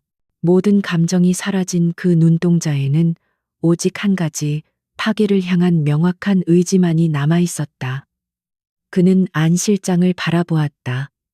이 모든 증거, 백업해, 그리고 한유라 실장의 모든 법인 카드 사용 내역, 개인 계좌 흐름, 지난 3년간의 모든 행적을 샅샅이 뒤져 먼지 한 톨까지 찾아내. 그는 더 이상 슬퍼할 자격도 절망할 시간도 없었다. 윤서연은 그에게 마지막 선물을 남겼다. 그녀는 자신의 죽음으로 그가 얼마나 괴물 같은 세계에 살고 있었는지, 그리고 그 괴물을 누가 만들었는지 똑똑히 보여주었다. 이제 그가 할 일은 청소였다. 권지우는 안 실장에게서 넘겨받은 증거 파일이 담긴 USB를 차갑게 쥔 채 다시 세브란스 병원으로 향했다. 장례식장도 응급실도 아니었다. 그는 암센터의 가장 높은 층 종양내과 교수 연구실로 향했다. 한유라의 기만은 명백했지만 그는 여전히 윤서연의 마지막 조각들을 맞춰야 했다. 그는 자신의 무관심이 어떻게 그녀를 혼자 두었는지 알았다. 이제 그는 그녀가 그 고독 속에서 무엇을 선택했는지 알아야만 했다. 그는 JW 그룹 회장이라는 직함을 이용해 그녀의 주치의였던 김현석 교수의 면담을 강제로 요구했다. 김현석 교수는 지훈을 자신의 연구실로 들였다. 그는 수많은 죽음을 목격한 자의 지친 눈빛과 한편으로는 날카로운 통찰력을 지닌 의사였다. 그는 지훈의 값비싼 양복과 하룻밤 사이에 지옥을 경험한 듯한 퀭한 얼굴을 대조적으로 바라보았다. 이제야 오셨군요, 권지훈 회장님. 그의 목소리에는 환영의 기색이 전혀 없었다. 오히려 깊은 원망과 체념이 섞여 있었다. 모든 것을 알고 싶습니다. 아내 윤서연 씨의 모든 기록, 모든 상태를. 지우는 자신의 목소리가 얼마나 공허하게 들리는지 깨달았다. 김 교수는 쓴웃음을 지었다. 기록이라. 좋습니다. 환자분은 18개월 전 췌장암 3기 판정을 받았습니다. 이미 수술 시기를 놓친 상태였죠. 우리는 즉시 가장 공격적인 항암 요법을 시작했습니다. 그는 모니터를 켜서 그녀의 차트를 띄웠다. 지우는 그곳에 나열된 의학 용어들을 이해할 수 없었지만 날짜들은 똑똑히 보였다. 첫 1년은 기적이었습니다. 그녀는 상상할 수 없는 고통을 견뎌냈습니다. 당신이 언론에서 새로운 사업을 발표하고 파티에 참석하던 그 시간 동안 윤서연 환자는 이곳 격리병동에서 머리카락이 다 빠지고 온몸의 점막이 무너져 내리는 고통을 견뎠습니다. 김 교수의 목소리는 얼음장처럼 차가웠다. 지훈은 고개를 들 수 없었다. 그런데 6개월 전 그녀가 갑자기 모든 공격적인 치료를 중단하겠다고 선언했습니다. 이미 암세포는 전신으로 퍼져나가고 있었는데도 말입니다. 우리는 그토록 강인했던 환자가 왜 갑자기 포기하는지 이해할 수 없었습니다. 포기. 그렇습니다. 우리는 설득했습니다. 생명을 몇 달이라도 더 연장할 수 있다고. 하지만 그녀는 단호했습니다. 김 교수는 의자에서 일어나 창밖을 바라보았다. 그녀는 더 이상 항암제가 필요 없다고 했습니다. 대신 고통을 견딜 수 있을 만큼의 진통제만 처방해달라고 요구했습니다. 도대체 왜 그랬습니까? 지훈이 절박하게 물었다. 그림을 그려야 한다고 했습니다. 김 교수가 조용히 대답했다. 지훈은 숨을 멈췄다. 항암 치료의 부작용이 손끝의 감각을 마비시키고 시야를 흐리게 만든다더군요. 자신에게 남은 시간이 얼마 없는데 그 시간을 약물에 취해 몽롱하게 보내고 싶지 않다고 했습니다. 그녀는 완성해야 할 일이 있다고 했습니다. 죽음보다 그것이 더 중요하다고 했습니다. 의사로서 저는 반대했지만 한 인간으로서 그녀의 선택을 존중할 수밖에 없었습니다. 그녀는 남은 생명을 연장하는 대신 남은 시간을 온전히 살아내는 쪽을 택한 겁니다. 제가 본 환자 중 가장 용감하고 가장 고집 센 분이었습니다. 완성해야 할 일. 지훈은 그녀의 오피스텔에 있던 미완성의 해바라기 그림을 떠올렸다. 그녀는 그 고통 속에서 손이 마비되는 것을 두려워하며 붓을 들었던 것이다. 그는 자신의 세계가 얼마나 하찮은 것들로 이루어져 있었는지 깨달았다. 그는 비틀거리며 병원을 나섰다. 그녀가 완성하려 했던 일, 그것이 무엇인지 알아야 했다. 그는 즉시 안 실장에게 다시 지시를 내렸다. 윤서연 씨의 그림 판매 내역을 전부 추적해. 지난 1년 반 동안 가명을 썼을 가능성이 높다. 그녀의 모든 금융거래 내역도. 그녀는 JW 그룹의 법인 카드는 물론 지훈이 준 개인 카드조차 쓰지 않았다. 그녀는 어떻게 그 막대한 병원비를 감당했던 것일까? 안 실장의 보고는 몇 시간 만에 돌아왔다. 그것은 지훈의 뒤통수를 다시 한번 강타했다. 가명을 썼습니다. 써니윤, 써니윤. 지난 18개월간 총 15점의 유화가 뉴욕과 홍콩의 비밀아트 페어를 통해 판매되었습니다. 구매자들은 모두 익명을 요구한 해외 컬렉터들입니다. 그녀의 그림은 지훈의 상상을 초월하는 금액에 팔려나가고 있었다. 그 돈은 전부 병원비로. 지훈이 중얼거렸다. 아닙니다, 회장님. 안 실장의 목소리가 낮아졌다. 판매 대금은 스위스 계좌를 통해 입금되었고 입금 당일 전액 다른 곳으로 이체되었습니다. 햇살 아이들 재단이라는 곳입니다. 서울 은평구에 위치한 작은 보유건입니다. 병원비는 그녀가 결혼 전 가지고 있던 개인 재산과 폐물을 처분해 충당했습니다. 지훈은 순간 자신이 서 있는 곳이 어디인지 잊어버렸다. 그녀는 자신의 그림을 팔아 생명을 연장한 것이 아니었다. 그녀는 자신의 생명을 갉아먹으며 그린 그림들을 팔아 단 한 푼도 자신을 위해 쓰지 않고 전부 기부했던 것이다. 그녀는 자신의 죽음마저도 타인을 위한 빛으로 바꾸고 있었다. 그는 차를 몰았다. 내비게이션에 햇살 아이들 재단을 찍었다. 그곳은 서울의 번화가에서 멀리 떨어진 낡고 오래된 동네에 위치한 작은 2층 건물이었다. 그의 마이바흐가 골목 어귀에 서자 동네 사람들이 신기한 듯 쳐다보았다. 그가 문을 열고 들어섰을 때 아이들의 웃음소리가 먼저 그를 맞이했다. 낡았지만 깨끗하게 관리된 마당에서 아이들이 뛰어놀고 있었다. 그를 발견한 한 중년 여성이 다가왔다. 이곳의 원장인 듯 했다. 실례지만 누구를 찾아오셨는지요? 윤서연 씨. 아니, 써니윤 후원자님 때문에 왔습니다. 지훈의 목소리가 심하게 잠겨 있었다. 그 이름을 입에 올리자 원장의 눈이 커지며 즉각적인 경계심이 서렸다. 그녀는 서연의 마지막을 지켜준 강민준으로부터 모든 이야기를 들은 듯했다. 당신이 그 사람이군요. 원장은 그를 안으로 들였다. 하지만 따뜻한 차 대신 차가운 시선을 그에게 던졌다. 서연 선생님께서 오늘 아침에 가셨다는 연락을 받았습니다. 그런데 당신이 여긴 어쩐 일로? 그녀가 이곳에 무엇을 남겼는지 알고 싶습니다. 그녀가 왜 그렇게까지? 원장은 지훈을 오랫동안 바라보았다. 그가 정말로 절망하고 있음을, 그리고 그의 후회가 진심임을 깨달았다. 그녀는 한숨을 내쉬며 일어섰다. 따라오시죠. 서연 선생님께서 우리 아이들에게 남기신 것을 직접 보시는 게 낫겠군요. 그녀는 지훈을 건물 뒤편에 작은 별관으로 이끌었다. 그곳은 원래 낡은 창고로 쓰이던 곳이었다. 원장이 문을 열자 지훈은 눈을 감아야 했다. 너무나 눈부신 빛이 쏟아져 나왔기 때문이었다. 방이었다. 사방의 벽이 온통 그림으로 가득 찬 방. 그것은 하나의 거대한 그림이었다. 벽 전체가 노란색과 주황색으로 칠해져 있었고 수백, 수천 송이의 해바라기가 태양을 향해 활짝 피어 있었다.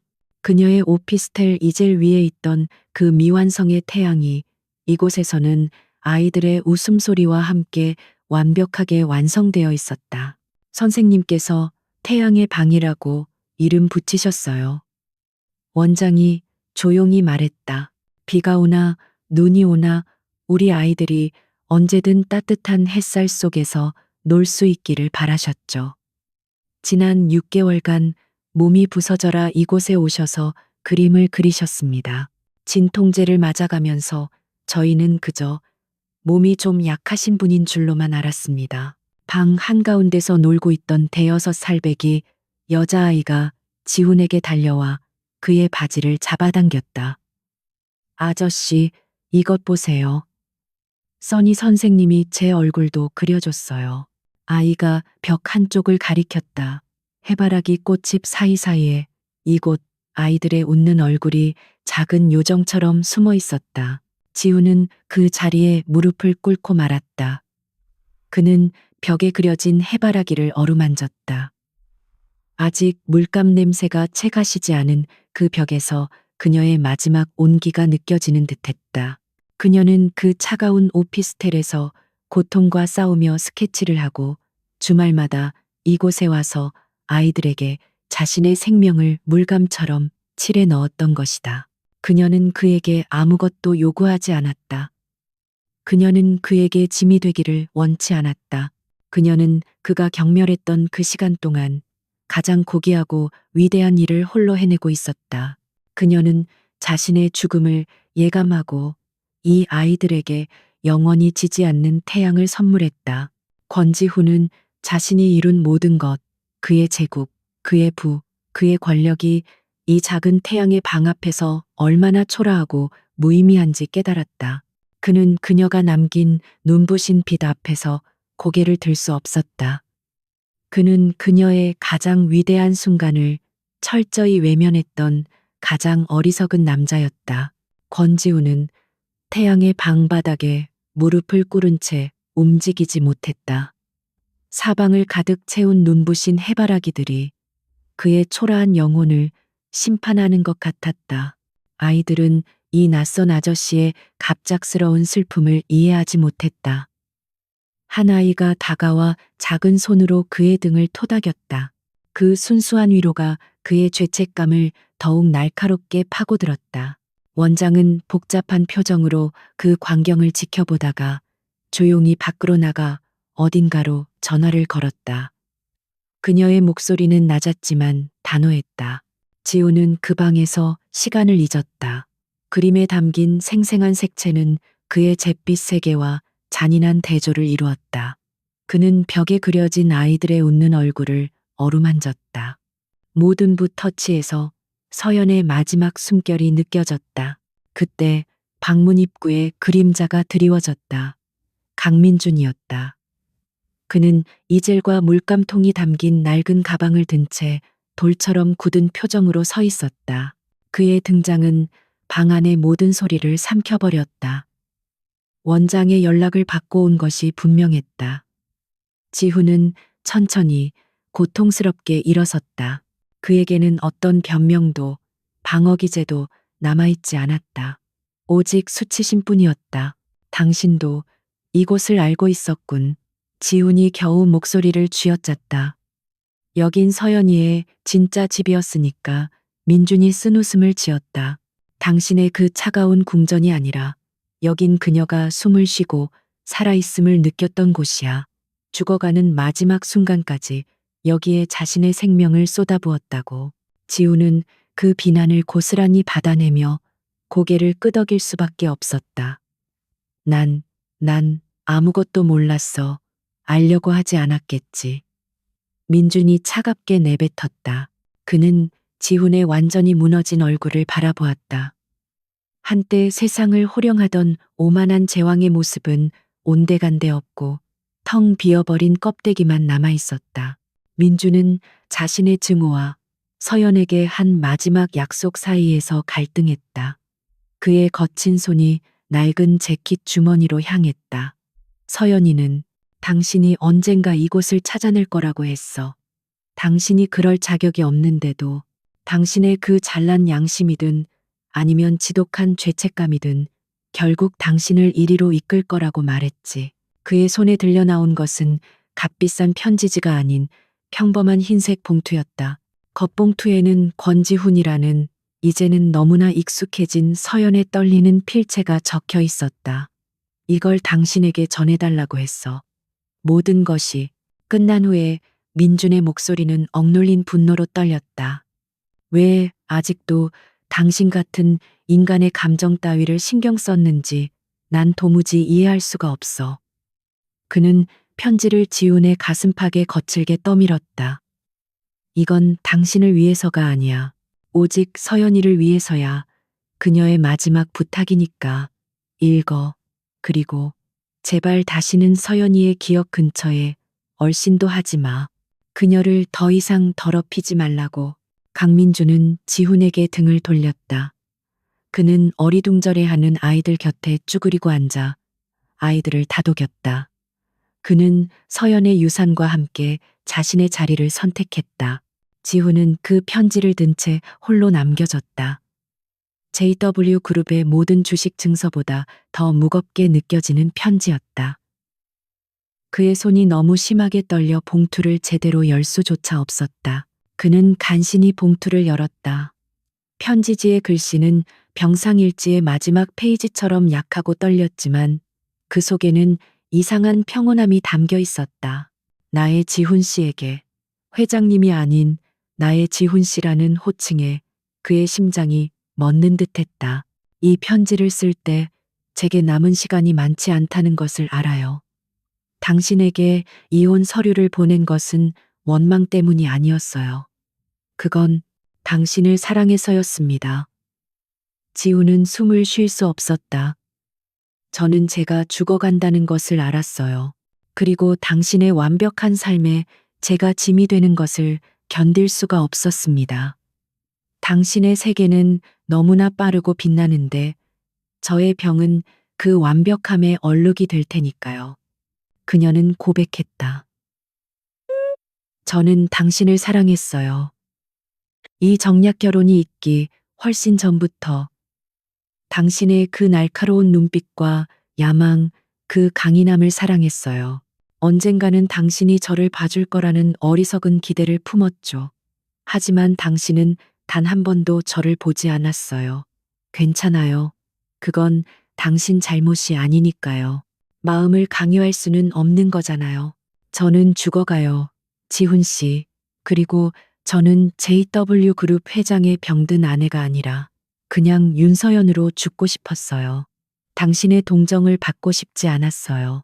당신이 실패한 계열사를 정리하듯 차가운 의무감으로 제 손을 잡아주는 것을 원치 않았어요. 그건 죽음보다 더 끔찍했을 거예요. 이혼은 당신에게 주는 제 마지막 선물이에요. 당신을 모든 의무로부터 자유롭게 해주는. 당신은 병원에서 제 손을 잡을 필요도 없고 제 장례를 치를 필요도 없어요. 당신은 이제 자유예요.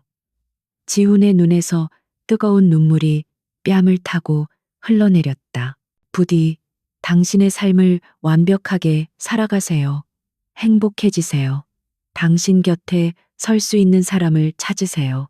어쩌면 한유라 실장 같은 사람이 당신의 세계를 더 잘 이해해 줄지도 모르죠.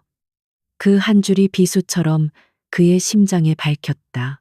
그녀는 모든 것을 알면서도 그를 위해 이 모든 것을 감내했던 것이다.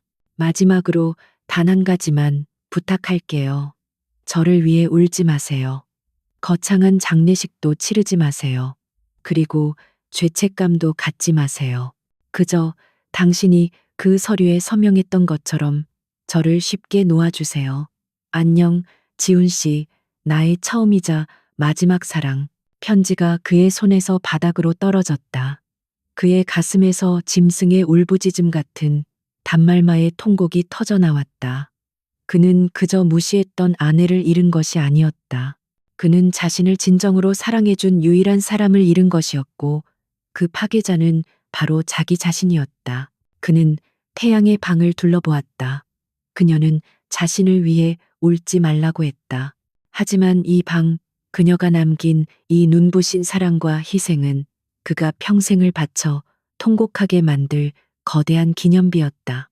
그녀의 마지막 사랑의 행위 이혼과 한유라에게 조종당한 그의 냉혹함과 결합하여 그녀의 죽음을 재촉하는 사형 선고가 되었음을 그는 처절하게 깨달았다. 권지우는 태양의 방에서 나와 자신의 차에 올랐다.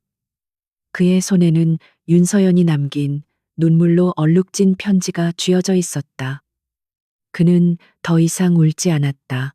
그의 모든 슬픔과 절망, 그리고 지독한 죄책감은 이제 차갑고 단단한 분노로 응축되어 있었다. 그것은 뜨겁게 폭발하는 분노가 아니라 모든 것을 얼려버리고 파괴할 준비가 된 영아의 분노였다. 그의 아내는 그를 자유롭게 하기 위해 자신을 희생했다. 그리고 한유라는 그 자유를 차지하기 위해 그의 아내를 죽음으로 내몰았다. 그는 방관자였고 공범자였다. 이제 그가 할 수 있는 유일한 속죄는 이 썩어 빠진 판을 자신의 손으로 깨끗이 치우는 것뿐이었다. 그는 자신의 왕국 JW 그룹 타워로 돌아갔다. 그가 1층 로비에 들어서자 직원들의 공기가 얼어붙었다. 어제 절망에 빠져 뛰쳐나갔던 회장의 모습이 아니었다.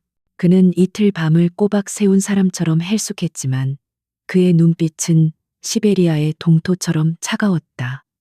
그는 엘리베이터로 직행하며 안기철 실장에게 단 한 통의 전화를 걸었다. 모든 준비는 끝났나?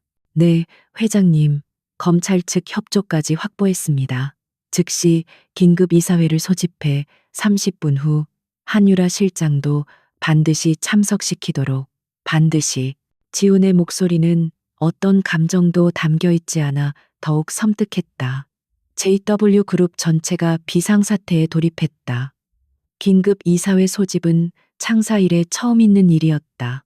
한유라는 자신의 사무실에서 초조하게 손톱을 물어뜯고 있었다. 어제 자신을 짐승처럼 밀어내던 지훈의 모습이 떠올라 불안에 미칠 것 같았다.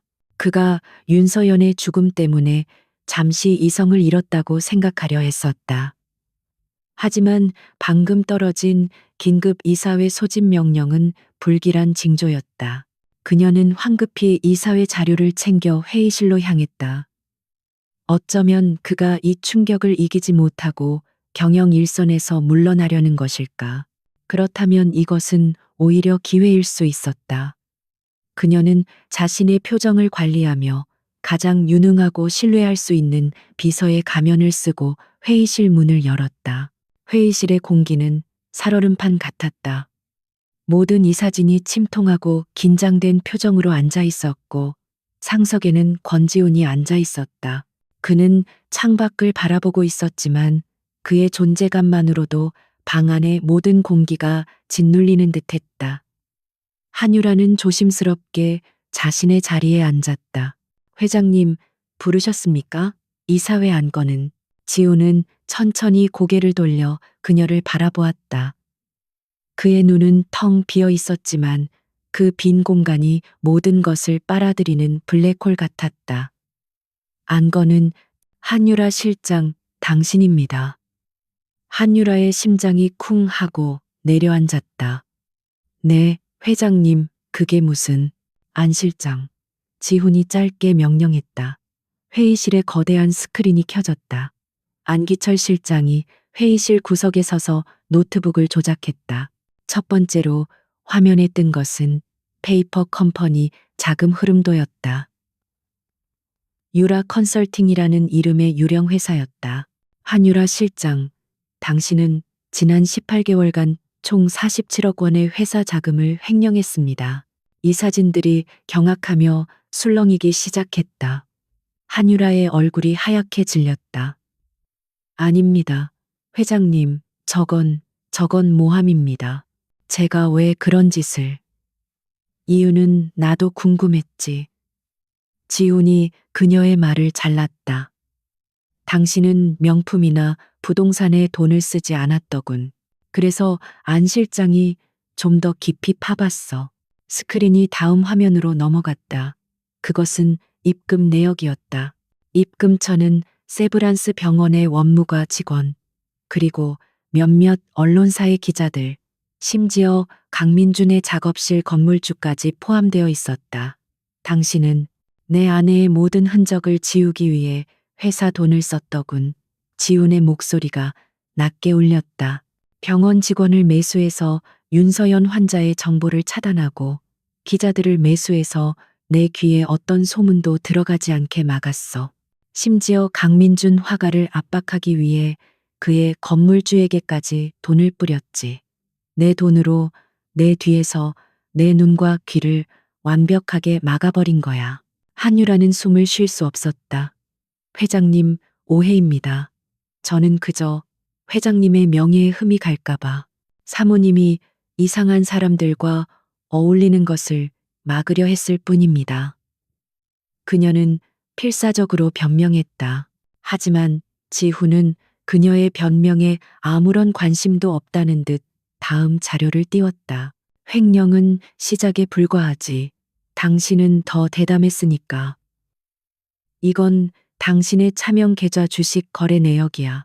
화면에는 JW 바이오테크 인수합병 건과 관련된 내부자 거래 내역이 적나라하게 드러났다. 당신은 내가 이혼을 준비하고 있다는 것을 알았지. 그리고 이혼이 성사되면 주가가 일시적으로 흔들릴 것도 예측했어. 당신은 내 아내가 죽어가고 있다는 사실을 이용해 돈을 벌 계획을 세웠어. 그녀가 죽고 내가 당신과 재혼할 것이라는 시나리오까지 짜놨더군. JW 바이오테크 인수를 고의로 지연시키고 내부 악재 정보를 이용해 공매도를 쳤지. 당신은 내 제국을 통째로 집어삼킬 야망을 품고 있었던 거야. 이 사진은 이제 경악을 넘어 공포에 질린 표정이었다. 이것은 단순한 비서의 일탈이 아니었다.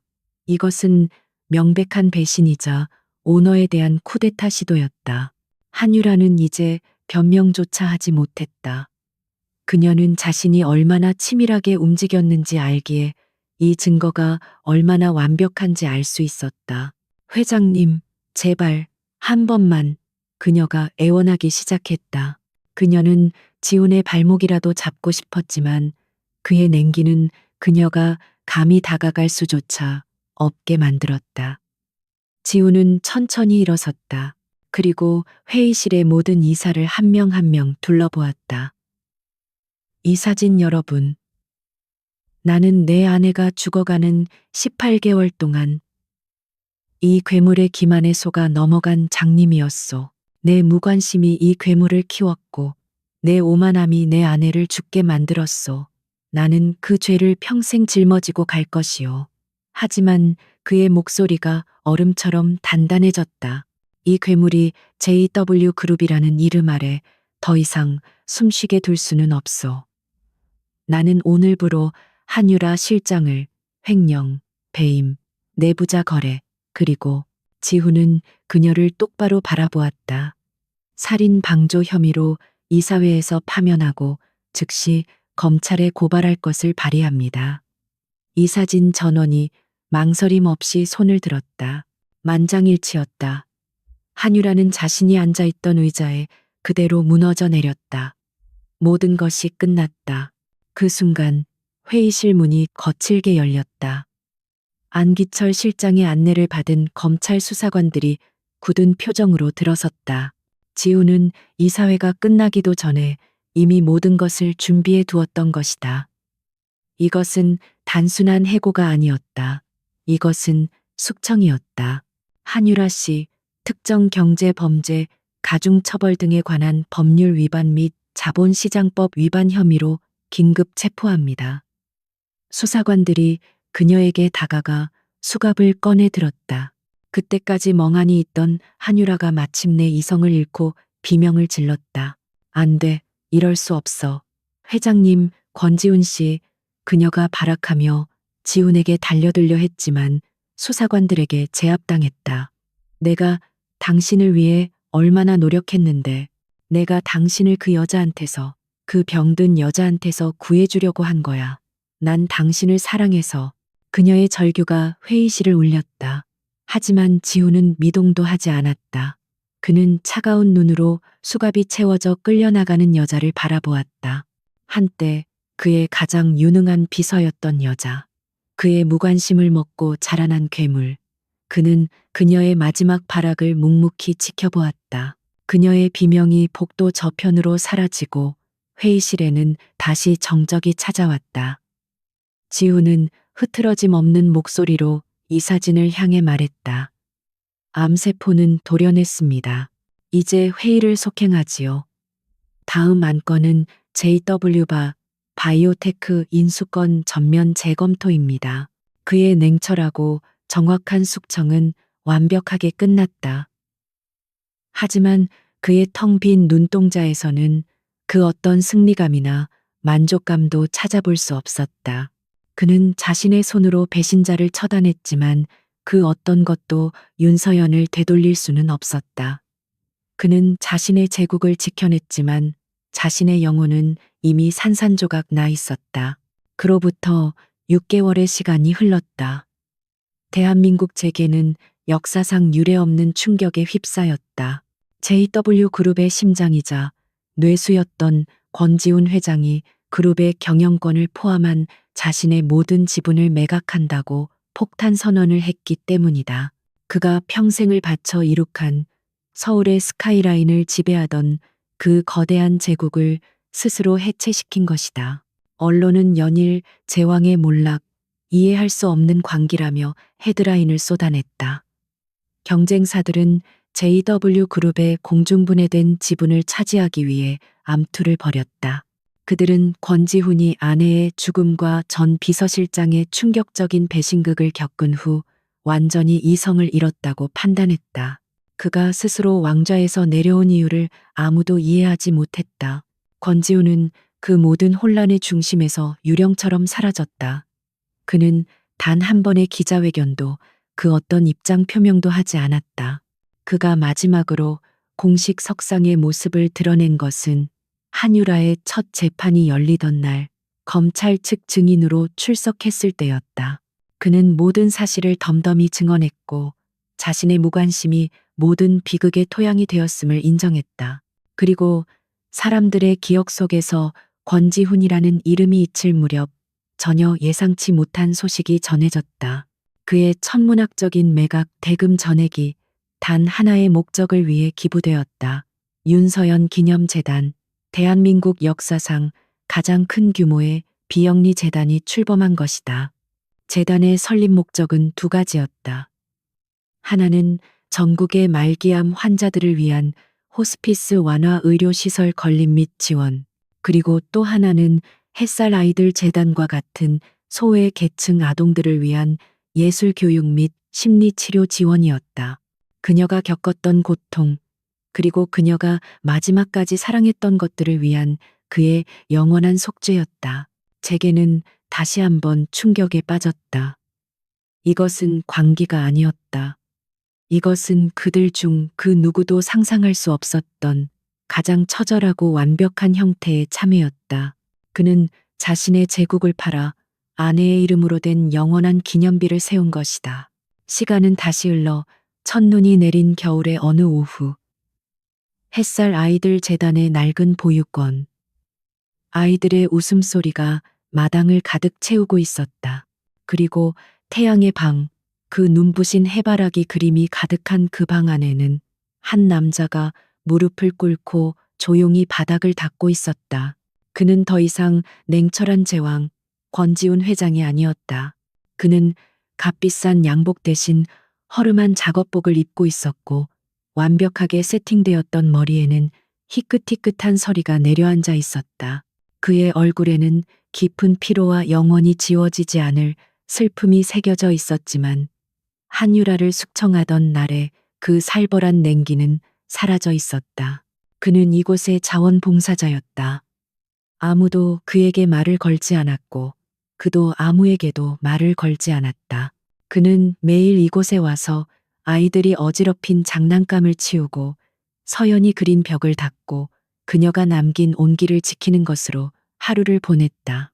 아저씨, 한 여자아이가 그에게 달려와 물었다. 아저씨는 왜 맨날 이 그림만 닦아요? 그림이 지워지면 어떡해요? 지우는 동작을 멈추고 아이를 바라보았다. 그의 텅 빈 눈동자에 아주 오랜만에 희미한 온기가 스쳤다. 그는 아이의 머리를 쓰다듬으며 낮게 속삭였다. 이 태양이 식으면 안 되니까. 먼지가 쌓여서 빛을 가리면 안 되거든. 그는 다시 헝겊을 들고 서연의 마지막 붓 터치가 남아있는 해바라기 꽃잎 하나하나를 정성스럽게 닦아나갔다. 그는 그녀의 그림을 닦는 것이 아니었다. 그는 자신의 더러워진 영혼을 닦고 있었다.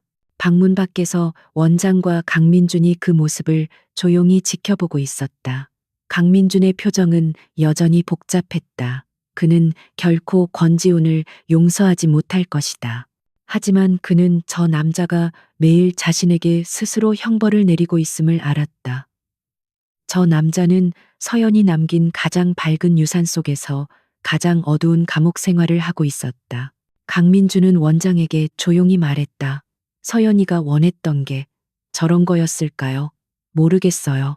하지만 서연 선생님은 저 사람을 사랑했죠. 원장이 한숨처럼 대답했다. 사랑은 때로 용서보다 더 무거운 굴레를 씌우기도 하니까요. 지훈은 다시 혼자가 되었다.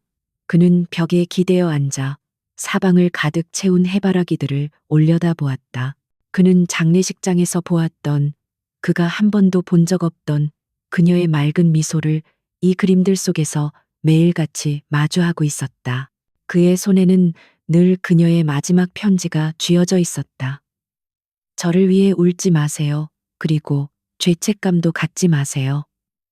지훈은 쓴웃음을 지었다. 그것은 그녀가 그에게 남긴 유일한, 그리고 그가 영원히 지킬 수 없는 부탁이었다. 그의 죄책감은 그가 살아 숨쉬는 이유 그 자체였다. 그는 눈을 감았다. 그는 더 이상 용서를 구하지 않았다. 자신이 그럴 자격이 없음을 알기에 그는 평화를 찾지도 않았다. 자신에게 그런 사치는 허락되지 않을 것임을 알기에 그는 그저 이 방에 머물렀다. 그녀가 자신의 생명을 불태워 만든 이 따뜻한 태양의 방 안에서 그는 자신의 남은 생을 속죄의 겨울로 보내기로 했다. 그는 다시 일어나 헝겊을 집어들었다. 그녀가 떠난 세상에서 그는 그녀가 남긴 빛을 지키는 문지기가 되었다. 그것이 그가 서명했던 이혼 서류에 대한, 그가 그녀에게 내린 사형 선고에 대한 그의 유일하고도 영원한 대답이었다.